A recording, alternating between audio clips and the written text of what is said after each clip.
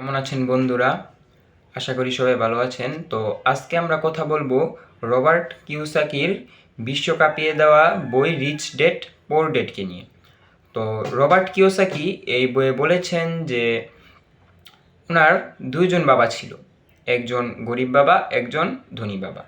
তো গরিব বাবা ওনাকে সবসময় বলতো যে লেখাপড়া করো, চাকরি করো এবং নিরাপদে থাকো, এবং ধনী বাবা ওনাকে শিখিয়েছেন কিভাবে নিজের সম্পদকে ইনভেস্ট করতে হয়, কিভাবে ব্যবসাকে গড়ে তুলতে হয়।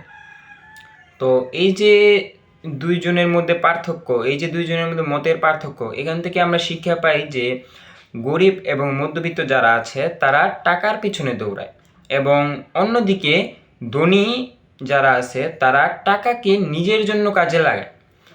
তো যদি আমাদের জীবনে আমরা ফাইন্যান্সিয়াল ফ্রিডম পেতে চাই তাহলে শুধু চাকরির পিছিয়ে দৌড়ালেই হবে না, আমাদের নিজেদের সম্পদকে ইনভেস্ট এবং ব্যবসার জন্য কাজ করতে হবে এবং এইসব বিষয়ে জ্ঞান অর্জন করতে হবে।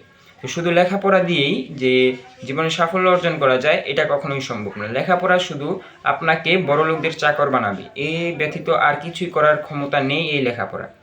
আপনি এমন হাজার হাজার এক্সাম্পল দেখতে পারেন।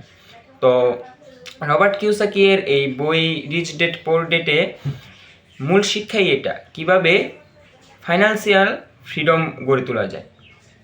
তো আজকের বিষয়টা ছিল এতটুকুই। আজকে আমরা এই বইটা নিয়ে কথা বলেছি। তো আবার কালকে দেখা হবে আপনাদের সাথে নতুন আরেকটা বিষয় নিয়ে। এতক্ষণ ভালো থাকবেন।